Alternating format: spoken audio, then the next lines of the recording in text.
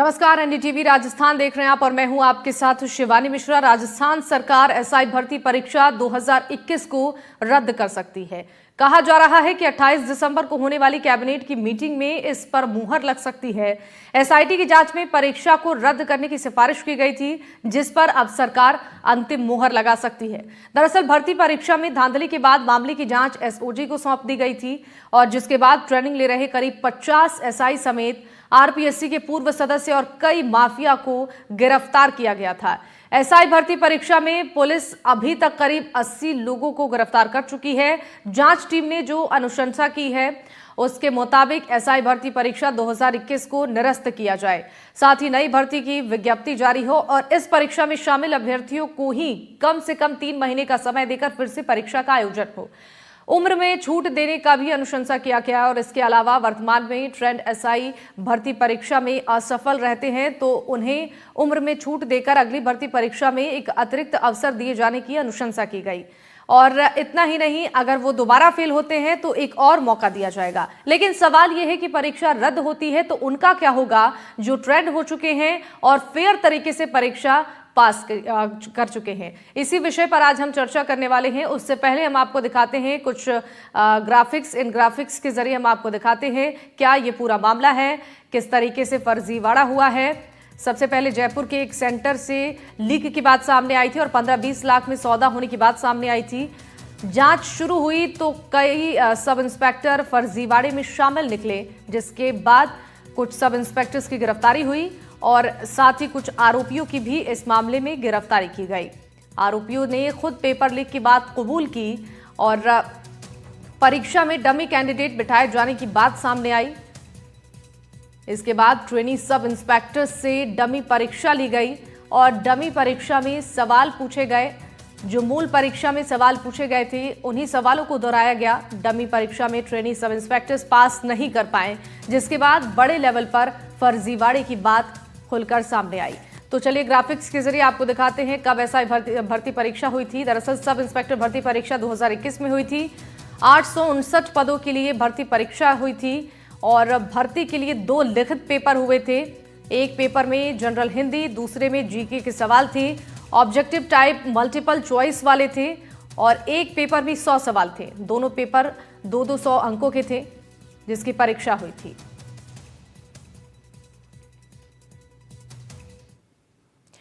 तो इसी पर आज हम चर्चा करने वाले हैं, चूंकि इसको लेकर तमाम सवाल खड़े हो रहे हैं, जिसका जवाब जानने की कोशिश हम अपने गेस्ट से करेंगे। चलिए परिचय के साथ इस चर्चा को हम आगे बढ़ाते हैं। हमारे साथ आदित्य जैन जुड़ चुके हैं, सुप्रीम कोर्ट के वकील हैं। बहुत स्वागत है सर आपका। आनंद वर्धन हमारे साथ जुड़ चुके हैं, रिटायर्ड आईपीएस हैं। और विकास विधुड़ी जी हमारे साथ जुड़े हैं, छात्र नेता हैं। धनश्री चौहान ट्रेनी एसआई की बहन हमारे साथ जुड़ चुकी हैं। तो आप सभी का बहुत स्वागत है और चलिए शुरुआत हम कर लेते हैं आदित्य जी से। आदित्य जी, पूरे मामले को लेकर जांच पड़ताल हो रही है, टीमें गठित की गई हैं, लेकिन अब सवाल ये है कि जब परीक्षा रद्द होती है तो मुश्किलें और खड़ी हो जाएंगी। जो ट्रेनी एसआई हैं और जो कार्यरत एसआई हैं उनको लेकर क्या फैसला किया जाएगा? जी, क्योंकि मामला उच्च न्यायालय के समक्ष जल्दी ही सुनवाई होगी और जो परीक्षा रद्द होने की आशंका हो रही है कि परीक्षा रद्द होगी, और आपका जो सवाल है कि जो एसआई है और जो बाकी लोग हैं उनका क्या फ्यूचर होगा, उनका क्या उनके लिए क्या चीज होगी, तो मेरा कहना यह है कि जब भी पेपर लीक होता है और इस स्तर पे कोई पेपर लीक होता है तो गौरतलब करिए कि हर उस तबके को अफेक्ट करता है जो परीक्षार्थी भी है और उसका परिवार भी। अब जो शख्स एक अपना आखिरी अटेम्प्ट लिखता है या जो शख्स अपना पहला अटेम्प्ट लिखता है, उसके लिए सिचुएशन लगभग बराबर सी है, क्योंकि वहां एक अनसर्टेनिटी बनी रहती है कि अब क्या होगा। क्योंकि राजस्थान में पेपर लीक कानून है, केंद्र में भी पेपर लीक कानून आ चुका है, तो उससे दोषियों को तो सजा मिल जाती है।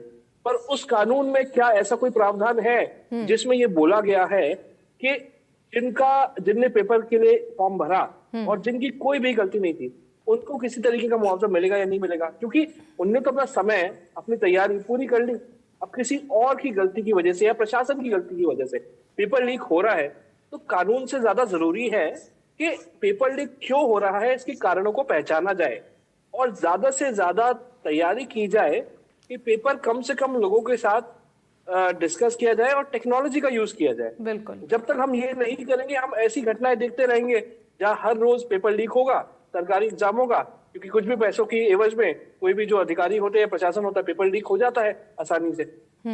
उसके बाद सजा मिल जाए, नहीं मिले, उससे जो एग्जाम देने विद्यार्थी आ रहे हैं उनको क्या फर्क पड़ रहा है? बिल्कुल। उनका तो फ्यूचर खराब हो रहा है आमतौर पे। उसके लिए क्या प्रक्रिया होगी? उनको फिर कोर्ट जाना पड़ता है, कोर्ट में धक्के खाने पड़ते हैं, अपनी याचिका लगानी पड़ती है कि वापस पेपर हो या पेपर रद्द हो। तो इसके लिए हमें एक सशक्त कमेटी का गठन करके एक उपाय निकालना पड़ेगा कि जी। पेपर जो लीक हो रहा है किन कारणों से हो रहा है, और उन कारणों को पहचान के एक बिल्कुल। सशक्त हमें नियम तैयार करने पड़ेंगे, सशक्त प्रक्रिया तैयार करनी पड़ेगी जो जिससे इस चीज को रोका जाए। बिल्कुल सही कहा आपने। आनंद जी, आपसे जानना चाहेंगे, जो पेपर लीक के मामले राजस्थान में बढ़ रहे हैं, अब सवाल ये खड़े हो रहे हैं कि आखिर व्यवस्थाओं को दुरुस्त क्यों नहीं किया जा रहा है? परीक्षा सेंटर्स पर जो चेकिंग है उसे क्यों नहीं और दुरुस्त किया जा रहा है? लगातार पेपर लीक के मामले अब सवाल प्रशासन पर भी सुरक्षा व्यवस्था को लेकर, तैयारियों को लेकर खड़े हो रहे हैं। टेक्नोलॉजी का इस्तेमाल क्यों नहीं हो रहा है? क्यों आए दिन इस तरीके के मामले सामने आ रहे हैं? क्या इस पर प्रशासन काम नहीं कर रहा है? आपको याद है इसी मुद्दे पर हम लोग 2-3 बार पहले भी डिस्कशन कर चुके हैं जी।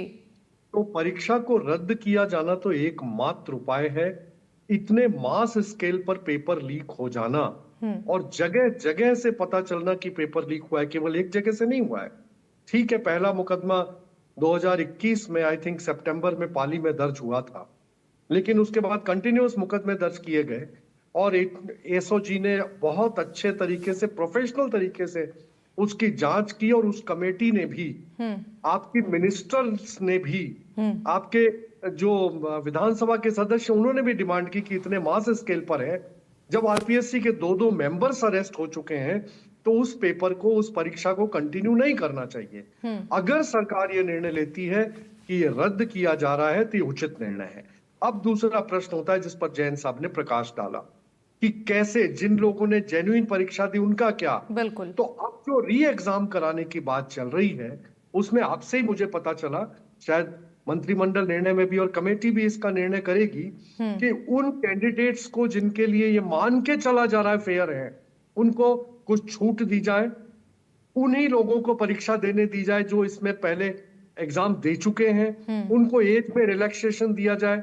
अब ये कहना कि वो दोबारा फेल हो तो फिर दिया जाए, दोबारा फेल हो तो 3, अब ये तो मेरी समझ के बाहर है। लेकिन हाँ, परीक्षा पुनः होनी चाहिए, इस एग्जाम को निरस्त करना है, इसमें कोई डाउट नहीं है। गृह विभाग भी इसका निर्णय कर चुका है।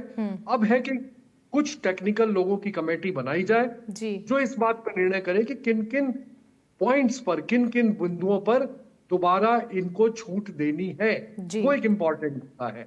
लेकिन हाँ, टेक्नोलॉजी का वो लेते हुए, उपयोग करते हुए, एआई का उपयोग करते हुए इस तरह के भविष्य में प्रयास किए जाएं ताकि दोबारा पेपर लीक न हो। बिल्कुल। और वहां जो आरपीएससी में लूज चल रहा है, इनको पेपर दे दिया, उनको पेपर दे दिया, मेंबर्स को पेपर दे, बंद करिए इसको। आरपीएससी को मजबूत कीजिए। व्यापम याद नहीं है आपको मध्य प्रदेश का? कितनी परीक्षाओं को रद्द करना पड़ा, कितने लोगों ने सुसाइड किया, कितनी कार्रवाइयां हुई। अरे यार, उसकी कॉपी कर रहे हैं क्या हम यहाँ पे? आरपीएससी को इतना सशक्त करें, एक ईमानदार, एक डिवोटेड, डेडिकेटेड आदमी वहां लगाया जाए जो इस काम को अच्छे से कर सकता है। रद्द तो करना ही है, इसमें कोई डाउट। बिल्कुल, इसका इंतजार करना होगा। अभी जो कैबिनेट की मीटिंग होने वाली है, क्या इस फैसले पर मुहर लगती है या नहीं? विकास जी, आपसे जानना चाहेंगे, परीक्षा को रद्द करने को लेकर और नहीं रद्द करने को लेकर 2 खेमे बट गए थे। कुछ लोगों का ये कहना था कि परीक्षा रद्द की जाए, तो दूसरी तरफ ये देखा गया कि कुछ लोग कह रहे हैं कि परीक्षा रद्द करने से कई लोगों के साथ अन्याय भी होगा जिन्होंने ईमानदारी से परीक्षा पास की है।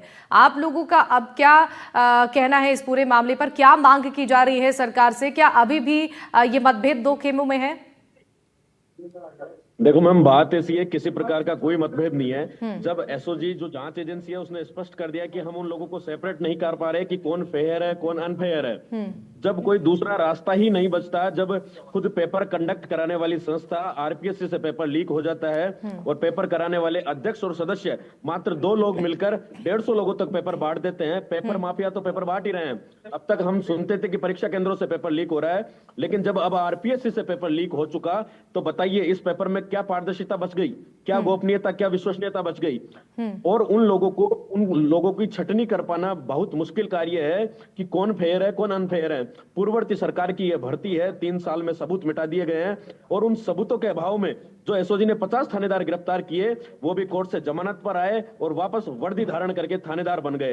तो मैं तो भजनलाल सरकार से यही कहना चाहूंगा कि जो उन्होंने एसआईटी गठित करी वास्तव में काबिले तारीफ है, और जो एसओजी के एडीजी पीके सिंह जी के नेतृत्व में जो कार्रवाई हुई, 50 थानेदार गिरफ्तार किए, वास्तव में बहुत शानदार कार्रवाई है। और साथ में इस भर्ती परीक्षा को रद्द करने की मांग सिर्फ एसओजी, पुलिस मुख्यालय और एडवोकेट जनरल नहीं कर रहे। इस भर्ती परीक्षा को रद्द करने के लिए सरकार के मंत्री डॉक्टर किरोड़ी लाल जी कई बार कह चुके हैं। तो जब सत्ताधारी मंत्री कर रहे हैं, जिस सरकार में यह भर्ती परीक्षा हुई थी उस पूर्ववर्ती सरकार के सभी मुखिया कह रहे हैं, चाहे वो अपोजिशन के लीडर हों, चाहे सचिन पायलट जी हों, डोटासरा जी हों, टीकाराम जी जूली हों, तब वो भर्ती कराने वाले लोग यह बात कर रहे हैं कि हमसे पेपर लीक हो गया, लेकिन अब इस पे वर्तमान सरकार तो फैसला ले। तो अगर मुख्यमंत्री जी इस भर्ती परीक्षा को कल कैबिनेट की मीटिंग जो होने वाली है उसमें रद्द करेंगे तो ये एक नजीर होगी बीजेपी सरकार के लिए, एक बहुत बड़ा फैसला होगा जी। बिल्कुल योग्य अभ्यर्थियों का दर्द जायज है मैडम, लेकिन उन योग्य अभ्यर्थियों को तलाश लेने का कोई अतिरिक्त माध्यम एसओजी के पास नहीं बचा कि उन लोगों को छांटा जाए। हम मांग करेंगे कि इस पेपर को रद्द किया जाए। साथ में जो एसओजी के द्वारा जो चार्जशीट पेश की गई उसमें आरपीएससी के जो चेयरमैन पर सवाल खड़े किए गए, चाहे वो संजय छोत्री की बात हो, भूपेंद्र सिंह की बात हो और पूर्ववर्ती सरकार के सफेदपोश नेताओं की बात हो, उन सबको गिरफ्तार किया जाना चाहिए और जेल की सलाखों के पीछे भेजाना चाहिए। धनश्री जी, आपसे जानना चाहेंगे, जिस तरीके से परीक्षा रद्द करने को लेकर अब बात की जा रही है, इस पर फैसला हालांकि आना बाकी है, लेकिन क्या उन ट्रेनी एसआई के साथ होगा जब ये परीक्षा रद्द होगी, फिर दोबारा से उन्हें उतनी ही मेहनत करनी होगी, फिर से एग्जाम क्लियर करना होगा। तो जो वर्किंग हैं और जिनका चयन हो चुका है, जो फेयर तरीके से एग्जाम दिए थे, उनके तरफ से क्या रिएक्शंस हैं, उनका क्या कहना है कि क्या उनके साथ ये न्याय हो रहा है अगर परीक्षा रद्द होती है तो? शिवानी जी, थैंक यू, आपने मुझे मौका दिया है। और मैं सभी पेरेंट्स की सभी जो एसआई हैं उन्हीं की तरफ से, मैं सिर्फ मेरे ब्रदर नहीं, मैं वहाँ उन बच्चों से भी मिली हूँ जो सच में ईमानदारी से लगे और उनका दर्द है, उनकी आंखों में आंसू है कि हमने बहुत मेहनत की और हम यहाँ तक पहुंचे हैं। और मैं एक प्रश्न ये भी पूछना चाहूंगी कि हर भर्ती में हुई ना गड़बड़ी, तो हर भर्ती में हुई, आपने उतनी ही स्पष्टता से जांच की है क्या सारी भर्तियों में? उस समय अगर हो जाती ये सब जांच, तो आज जो ये निर्दोष बच्चे हैं जो आज इतने, और इसमें भी आप देखिए 65% जो बच्चे हैं वो ऑलरेडी सेवाओं में थे, सरकारी सेवाओं में थे, और 350 के लगभग जो बच्चे हैं वो आरएस मैथ्स देने वाले बच्चे हैं। अब आप सोचिए वो इतने इंटेलिजेंट बच्चे हैं, और क्योंकि ये 2021 की भर्ती है और आज 2024 से 3 साल का 4 साल का जो ये गैप हुआ है, आप सोचिए अभी कोई भी अधिकारी जब प्री भी क्लियर कर लिया होगा और आज आरएस ऑफिसर होंगे, कोई आईपीएस ऑफिसर, उनसे आप पूछिए कभी कि आप वापस बस अभी एग्जाम और वापस आप दूसरा क्लियर कर लेंगे क्या? नहीं, वो खुद मना करते कि नहीं, पॉसिबल ही नहीं है, हम लोग भी क्लियर नहीं कर पाते। ये सारी जो स्थितियां होती है, सर्कमस्टेंसेस जो होते हैं वो सेम नहीं होते हैं। बिल्कुल। और मेरा ये मानना है कि जो गलत है आप उनको पकड़िए, यहाँ तक कि सिर्फ आप जो थानेदार है वो ही नहीं, इसमें जो गिरोह है वो और जो अधिकारी इसमें शामिल है उनके ऊपर बड़ी से बड़ी कड़ी से कड़ी कार्रवाई होनी चाहिए। और इसका कारण ये है कि जब तक आप उन लोगों को नहीं पकड़ोगे ये चीजें होती रहेगी, और अगर ये चीजें होती रहेगी तो आम जो स्टूडेंट हैं, जो ये प्रतिभागी जो हैं, वो तो हमेशा ही फेस करते रहेंगे ये प्रॉब्लम। अब 1 साल की ट्रेनिंग होने के बाद अगर वो घर पे आते हैं, आप सोचिए वो कितना टूट जाएंगे। बिल्कुल सही कहा आपने। ठीक है आदित्य जी, हम एज ए पेरेंट्स हमें इतना दर्द हो रहा है, उनको कितना दर्द हो रहा होगा। बिल्कुल बिल्कुल ठीक है। मेरा ये मानना है कि आप उनको पकड़िए, जो गलत है उनके खिलाफ। अभी एक बच्चा है हरिओम पाटीदार करके उसका नाम है, और उसको एसओजी पकड़ के लेके, आप देखिए उसको 1 महीने रिमांड पर रखा, उसको बहुत तरह से यातनाएं भी दी गई, जो भी उनकी रिमांड की प्रोसेस होती है, वो बच्चा डिप्रेशन में आया, इतना रोया है ना, क्योंकि उसको बाद में खुद एसओजी ने बरी कराया है, उसको बोला कि ये बिल्कुल निर्दोष है, खुद एसओजी ने उसको छोड़ा। आप सोचिए ऐसी पूरी कार्रवाई, और लोग इल्जाम लगा रहे हैं कि जो ईमानदार बच्चे हैं अगर वो सही होते तो वो उनको पकड़ा देते। ये अगर उनके लिए इजी होता तो एसओजी के लिए इजी नहीं होता कि वो पकड़ लेती। तो ईमानदार बच्चों की इसमें कहाँ गलती है कि वो उनको पकड़वाएं? वो कैसे पकड़वाएंगे? वो तो अभी तो ट्रेनिंग दे रहे हैं। ठीक है, इस पर जवाब लेते हैं आदित्य जी से। का जवाब देना चाहूंगा धनसिंह जी की बात का। एक और चीज बताना चाहूंगी मैं, एक और चीज कि जो ये इंटरव्यू होता है, इंटरव्यू में मैम जो जनरल होते हैं उनके लिए 40% मिनिमम मार्क्स चाहिए, और जो आरक्षित वर्ग है उनको 35% मिनिमम मार्क्स चाहिए। अगर उतने मार्क्स आते हैं उनके तो ही वो क्लियर कर पाएंगे, इसमें ट्रेनिंग ले पाते हैं। अगर वो मार्क्स नहीं आते तो वो चाहे रिटर्न में उनके अच्छे मार्क्स आए क्यों ना हो, वो फेल होते हैं। तो मैं एक प्रश्न यहाँ पूछना चाहूंगी कि अध्यक्ष, आरपीएससी के अध्यक्ष के साथ दो जो एक्सपर्ट होते हैं वो पुलिस के ही होते हैं, तो वो भी है ना महानिरीक्षक पुलिस से और उनसे उच्च अधिकारी भी होते हैं। तो जब वहां इंटरव्यू लिया गया तब उनको क्या पता नहीं लगा कि ये बच्चा बिल्कुल ही नॉलेज नहीं है इसके अंदर? उसको कैसे मार्क्स दे दिए गए? 40%, 35 जो पासिंग मार्क्स है वहां कैसे दिए? रिटर्न तो छोड़िए, रिटर्न में तो ठीक है, इस पर जवाब लेते हैं हम आदित्य जी से। बात का मैं जवाब देना चाहूंगा। जिस तरह स्टूडेंट, ईमानदार स्टूडेंट्स की ये बात कर रहे हैं, आप ये बताइए जो 0.1% से 1-1, 2-2, 5-5 नंबर से जो स्टूडेंट्स रहे हैं, क्या वो ईमानदार नहीं थे? क्या उन्होंने मेहनत नहीं की? और जो ये आंकड़ा दे रहे हैं कि 65% पूर्ववर्ती नौकरियों में थे, तो धनश्री जी आप अपने आंकड़े को सही कीजिए। सिर्फ 143 लोग थे जो पूर्ववर्ती नौकरी में थे, और सरकार ने रिकमेंडेशन भी की है कि उनको अपनी पूर्ववर्ती नौकरी में भेजा जाए, एज में रिलैक्सेशन दिया जाए, और इस भर्ती परीक्षा में अगर ये लोग पास नहीं होते तो एक और इन्हें मौका दिया जाए। हमारी गलती क्या है? हमारी सिर्फ इतनी गलती है क्या हम 1-2 नंबर से रह गए? हम ईमानदार नहीं है क्या? अगर ये लोग ईमानदार हैं, ये अपनी मेहनत का और अपनी काबिलियत का अगर ढिंडोरा पीटते हैं तो हम भी ईमानदार हैं।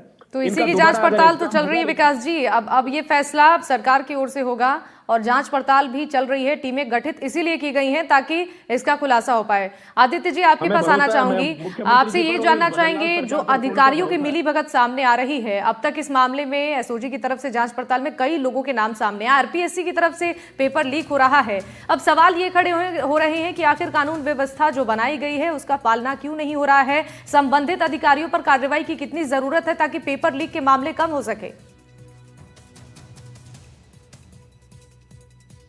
हाथ में पेपर सेट करना और पेपर का वितरण करना, बाकी सारी चीज प्रक्रिया उनके हाथ में होती है।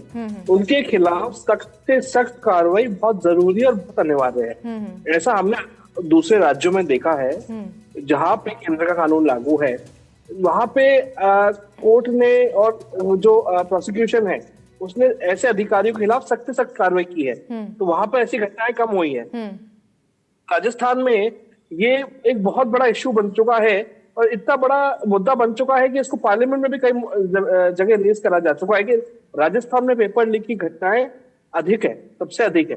तो जब तक जो पेपर का वितरण कर रहे हैं, जो प्रशासन है जो पेपर का पूरा सेट करता है, पेपर का वितरण करता है, उनको उनके अधिकारियों के खिलाफ सख्त से सख्त कार्रवाई नहीं होगी, उनको कड़ी से कड़ी सजा नहीं मिलेगी जो कानून के तहत, तो फिर हमें ये देखने को मिलेगा कि ऐसी घटनाएं होती रहेंगी, ऐसी घटनाएं बढ़ती रहेंगी। क्योंकि इसमें जिम्मेदार कौन है? इसमें जिम्मेदार है वो लोग जो प्रशासनिक तौर पे जुड़े हुए हैं पेपर की प्रक्रिया से, और इसमें विक्टिम कौन है? पीड़ित है वो आदमी जो परीक्षा देने जा रहा है और इतने समय की तैयारी करने के बाद पेपर का फॉर्म भर रहा है।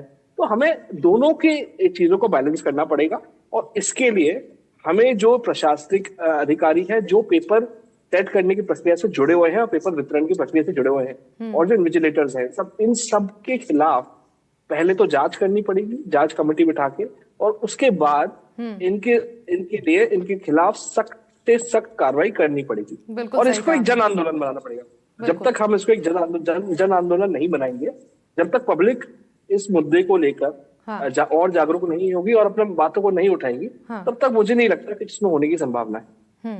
बिल्कुल सही कहा आपने। आनंद जी, आपसे ये जानना चाहेंगे, देखिए अगर एक छात्र किसी कंपटीशन एग्जाम की तैयारी करता है तो दिन रात एक कर मेहनत कर वो परीक्षा देता है, लेकिन प्रशासन की एक लापरवाही की वजह से इतना बड़ा खामियाजा उन्हें भुगतना पड़ता है।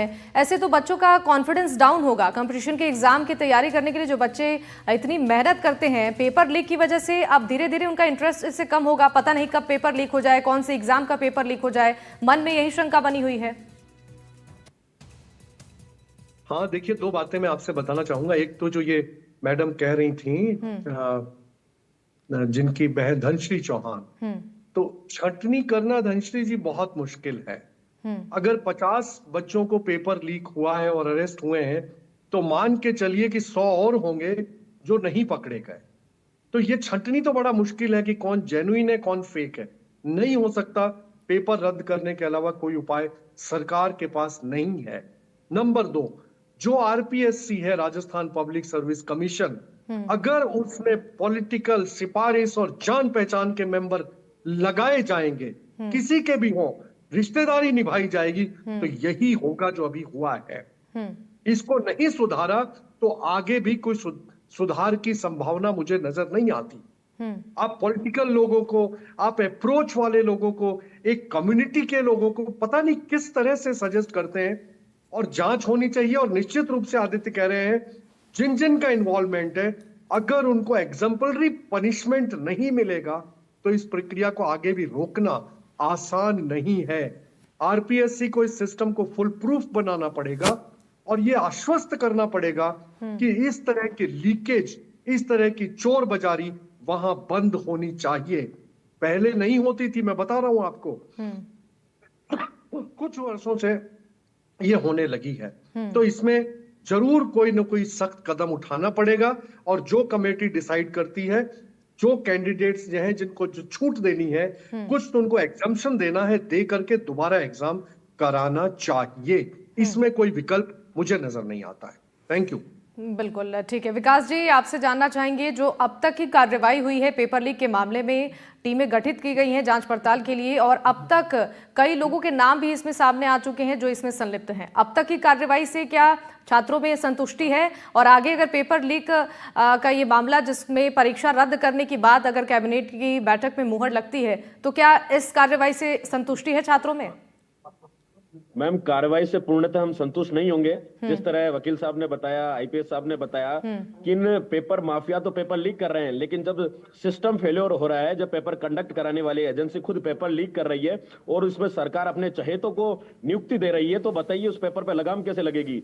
इनकी बात बिल्कुल सही है कि जब तक इन लोगों को पनिशमेंट नहीं मिलेगा, आरपीएससी में जो भी मेंबर है, उनकी जिम्मेदारी बनती है कि वो, उनके कंधों पर यह जिम्मेदारी है कि इस पेपर को पारदर्शिता के साथ कराएं। लेकिन वो तो पेपर लीक करने का काम कर रहे हैं, क्योंकि वो इन सरकार के चहेते लोग हैं। आप एसआई भर्ती में आप देखिए कि एसओजी ने चार्जशीट में नाम डाल दिया, लेकिन आज तक सरकार उस व्यक्ति पर कार्रवाई करने से पीछे कदम खींच रही है। तो इसका सबसे बड़ा कारण है अपने चहेते लोगों को वहां पर नियुक्ति देना। जब तक इन चहेते लोगों की नियुक्ति निरस्त नहीं होगी और साफ सुथरी ईमानदार छवि के लोगों को वहां पर नहीं लगाया जाएगा, और जब तक इस तरह की छवि धूमिल करने वाले, आरपीएससी की छवि धूमिल करने वाले लोगों को पनिशमेंट नहीं मिलेगा, तब तक पेपर माफियाओं पर, पेपर लीक करने पर कभी लगाम नहीं लगने वाली। बिल्कुल ठीक है। धनश्री जी, आपसे जानना चाहेंगे, अभी जो फैसला सरकार की ओर से अगर लिया जाता है पेपर रद्द करने का, तो ये मौका भी तो दिया जाएगा कि उन्हें 2-3 अटेम्प्ट में वो एग्जाम क्लियर कर सके। तो पूरी कोशिश ये सरकार की तरफ से है कि जो भी इस मामले में न्याय छात्रों को मिल सके, उसकी कोशिश की जा रही है। क्योंकि अब तक जितनी कार्रवाइयां हुई हैं, कितनी गिरफ्तारियां इस मामले में हो चुकी हैं, कई लोगों के नाम भी सामने आ चुके हैं, तो ऐसे में अगर दोबारा परीक्षा होता है तो इसमें गलत क्या है?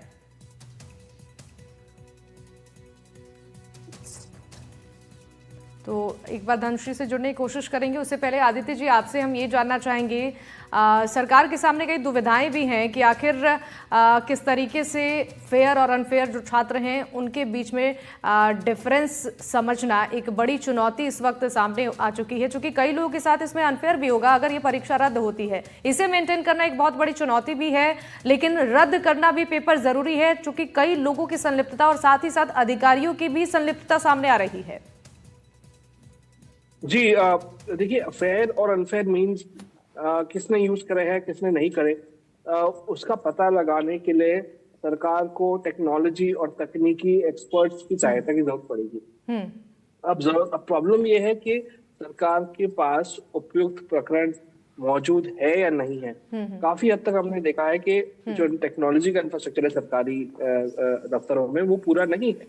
अब इसलिए पता लगाने में बहुत समय लग जाता है। अब बेस्ट उपाय सरकार क्या करती है कि पेपर रद्द हो जाता है या हाई कोर्ट के आदेश हो जाते हैं, पेपर रद्द हो जाता है, री एग्जामिनेशन के ऑर्डर भी हो जाते हैं कई बार। पर अब जो तकनीकी हमारा संसाधन है उनको मजबूत करना बहुत जरूरी है और हर जगह सीसीटीवी कैमरास का और तकनीकी उपकरणों का प्रयोग करना बहुत जरूरी है, जिससे ये स्पष्ट तौर पे पता लगाया जा सके कि कौन कौन लोग इसमें शामिल हैं और कैसे कैसे इस प्रक्रिया का गलत इस्तेमाल किया गया है। बिल्कुल। अब इसके लिए सरकार को केंद्र सरकार के साथ बैठ के सशक्त तरीके से कानून तो बन गया है, पर अब तकनीकी तौर पे इन चीजों को मजबूत करना पड़ेगा। बिल्कुल। जब तक नहीं हो पाएगा तब तक किसने यूज किया है, किसके पास पहुंचा है पेपर लीक, किसके पास नहीं पहुंचा है, ये पता लगाना हमने कई केसों में देखा है बहुत मुश्किल हो जाता है, क्योंकि पेपर लीक हो गया मतलब। बिल्कुल सर, लेकिन आपकी इस बात से मैं सहमत हूँ कि टेक्नोलॉजी का इस्तेमाल करते हुए अब आगे से इस तरीके की कोई घटना ना हो, कोई इस तरीके की लापरवाही प्रशासन की ना हो, जिससे कि बच्चों को भुगतना पड़े बाद में। चलिए धनश्री जी, आपसे एक छोटा सा कमेंट इस पर लेना चाहेंगे। अगर परीक्षा रद्द होती है तो तमाम विकल्प भी सरकार की ओर से ट्रेनी एसआई को दिया जा रहा है, कई अटेम्प्ट का मौका भी मिल रहा है, तो इसमें गलत क्या है अगर परीक्षा रद्द होती है और दोबारा री एग्जाम किया जाता है तो? मैम यही बताना चाह रही हूँ कि जो गरीब परिवार से बच्चे आ रहे हैं और जो कोचिंग के लिए बाहर रह रहे हैं, क्या वो उतने कैपेबल रहेंगे? क्या उनके सर्कमस्टेंसेस वैसे ही सेम रहेंगे? बिल्कुल नहीं रहेंगे। और वो 5 साल 6 साल पीछे हो गए, जो ऑलरेडी 4 साल से तैयारी कर रहे हैं उनसे वो बहुत पीछे हो गए, तो उनके चांसेस कम हो जाएंगे जो इतनी मेहनत की उन्होंने पहले उससे। बिल्कुल ठीक है धनश्री, देखते हैं फिलहाल बैठक में इस फैसले पर मुहर लगती है नहीं, इसका इंतजार करना होगा। आप सभी मेहमानों का बहुत शुक्रिया हमारे साथ इस चर्चा में शामिल होने के लिए। आदित्य जैन हमारे साथ थे, आनंद वर्धन जी थे, विकास हमारे साथ थे और धनश्री हमारे साथ थी। आप सभी का बहुत बहुत शुक्रिया अपना कीमती समय एनडीटीवी राजस्थान के साथ साझा करने के लिए। और इसी के साथ इस चर्चा में बस इतना ही। नमस्कार।